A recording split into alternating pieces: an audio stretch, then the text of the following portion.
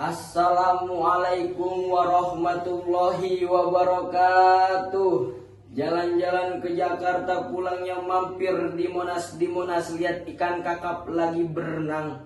Mudah-mudahan yang jawab salam saya utangnya lunas. Amin atuh, rezekinya ngampar ampe ampar-amparan. Saya ulangi sekali lagi, Assalamualaikum warahmatullahi wabarakatuh. Alhamdulillah wassalatu wassalamu ala sayyidina Muhammad ibn Abdillah wa ala alihi wa sahbihi wa mawalah. La haula wa la quwata illa billah, amma ba'dah. Yang saya hormati Dewan Juri yang arif dan bijaksana dan para hadirin dimanapun Anda berada. Izinkan saya Deddy Rusna berdiri di sini ingin menyampaikan sebuah pidato yang super singkat yang membuat urat saraf menjadi tegang merapat dengan tema peran Gen Z dan pemuda menjaga kemuliaan bulan Ramadan. Masyiral muslimin hafizakumullah. Bulan Ramadan mulia bukan karena di bulan ini banyaknya di trotoar orang yang jualan tukang timun suri depan belakang samping kanan kiri. Bulan ini mulia bukan karena di setiap sore ramenya jalanan karena berburu takjil. Betul hadirin, tapi Allah Subhanahu wa Ta'ala memuliakan bulan ini lantaran sebab asbabnya. Jadi siapa orang yang memuliakan bulan ini maka akan diangkat derajatnya oleh Allah Ta'ala. Namun sebaliknya, siapa orang yang menyepelekan bulan ini maka Ramadan hanya lewat saja meninggalkan capek namun tidak meninggalkan sebuah perubahan hadirin. Maka yang paling menentukan wajah bulan ini bukan siapa yang fasih dalam bicaranya, bukan siapa yang paling lantang pidatonya, melainkan siapa yang paling sering dilihat akhlaknya. Siapa? Kita generasi Z dan para pemuda. Maka pemuda itu adalah etalase bangsa, etalase umat.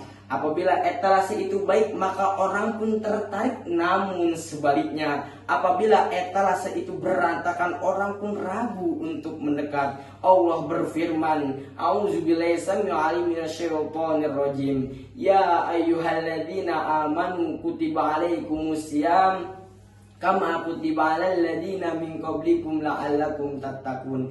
Biasanya ayat ini sering kita singkat atau sering kita maknai pemahamannya supaya kita bertakwa. Namun hadirin, padahal hadirin, ayat ini yang paling berat dari ayat ini bukan puasanya, melainkan satu kata, yaitu la'alla. Imam Al-Qurtubi di dalam tafsirnya menjelaskan la'allakum tattaqun ay likauni takunu 'ala raja'i minat taqwa, yaitu pengharapan akan kita bertakwa kepada Allah Subhanahu wa Ta'ala. Perhatikan baik-baik, Allah mengatakan puasa bukan kita membuat kita auto suci, melainkan puasa itu mencoba. Puasa itu supaya kita menjadi orang yang bertakwa. Ada peluang. Bahasa kasarnya mah, bahasa Betawinya mah begini, nih gua kasih jalan, lu mau jalan apa enggak itu urusan lu. Betul hadirin.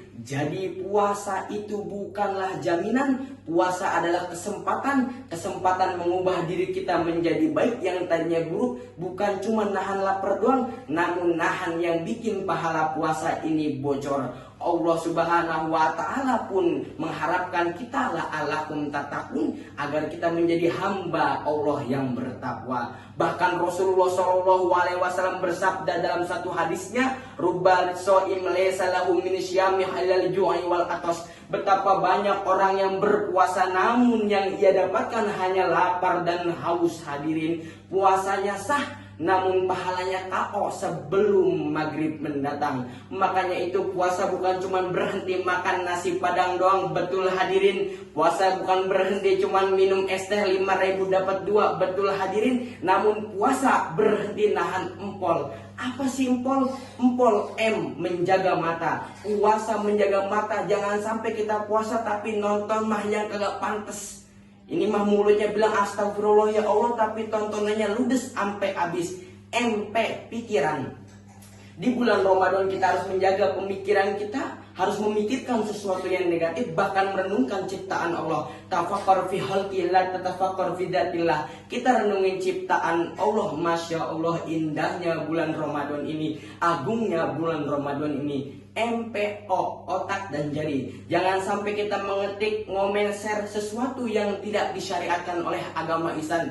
Ngomentarlah yang gak pantas di bulan Ramadan ini. Kita harus menjaga, karena puasa itu bukan hanya menahan dahaga dan haus, namun puasa menahan secara totalitas apa-apa yang diridhoi oleh Allah Subhanahu wa Ta'ala.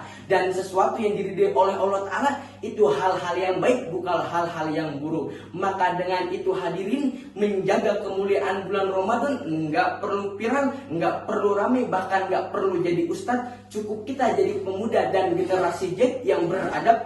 Kalau bikin konten, cari ridho Allah Ta'ala, bukan cari rame di sosial media. Kalau bikin bercanda-bercanda yang lucu, tapi jangan menimbulkan dosa. Kalau bicaranya harus sopan santun dan bertanggung jawab. Ingat baik-baik, nggak semua yang rame itu benar, dan nggak semua yang lucu itu berpahala, dan nggak semua yang trending itu ridhoi oleh Allah Ta'ala.